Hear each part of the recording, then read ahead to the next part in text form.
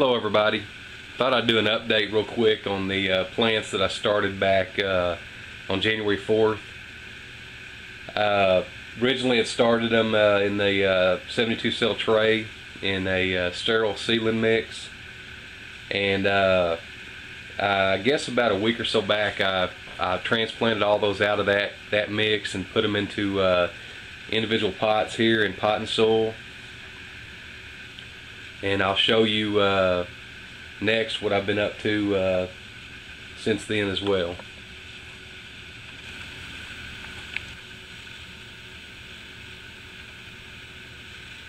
Here's another seed tray that I started back on January the 21st. Over here I've got peppers, some California Wonder bell peppers and some hot jalapeno peppers.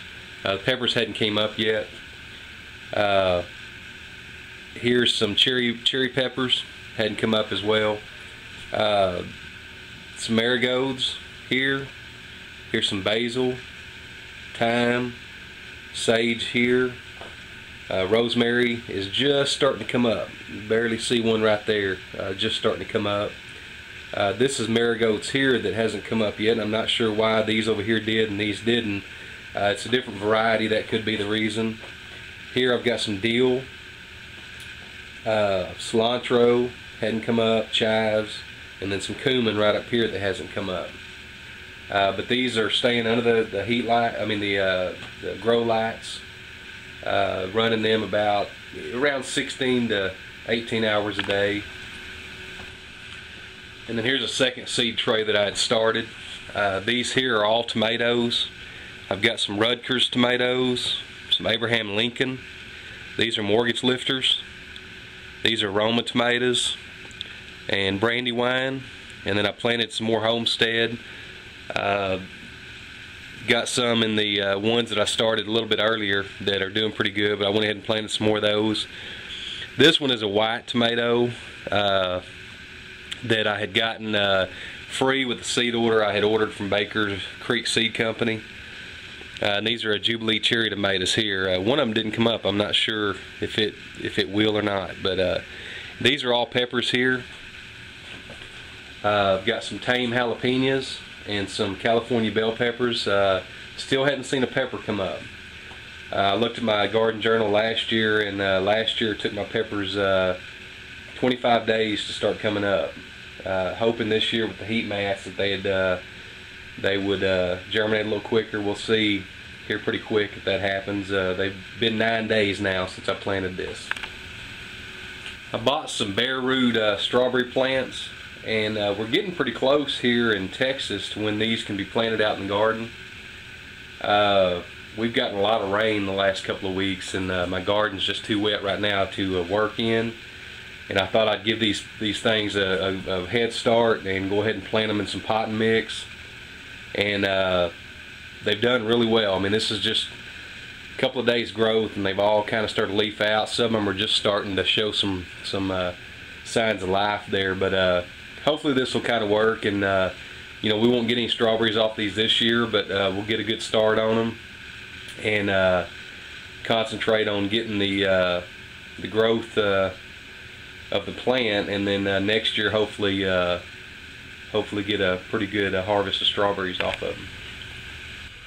I've had some ask me through comments whether I use grow lights or not, and I do. I've got a little 3-tier shelf here with just some cheap grow lights that I use. Seems to work okay.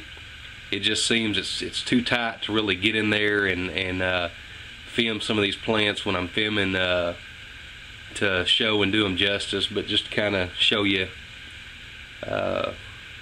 my little setup here. The strawberries, I just sit out on the deck in the mornings, and I bring them in at night. They're pretty cold hardy, and they're actually bare roots off of existing plants that a little bit different than a seedling. You don't have to necessarily worry as much about sunburn and the elements. So they've been doing pretty good out here. Kind of show you a couple of things going on out here in the garden. We got a little bit of a frost this morning, but the ryegrass has really done well this year for me.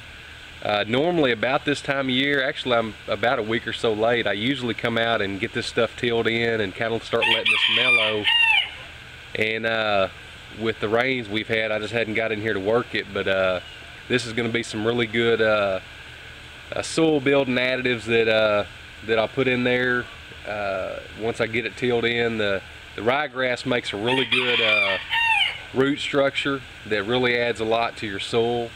I know there's some better better cover crops out there that you can use that I've done a little research on, but this is what I had on hand back in the fall, and it's what I used. Old Lancel's wanting to know what I'm up to this morning.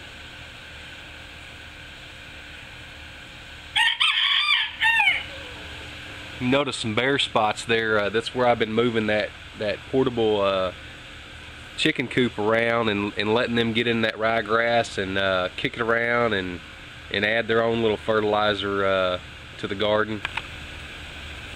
Got some carrots still out here in the garden that's wintered over, and we just been coming out and picking these as we need them, and they've done really well this year. Well, that's a big boy right there.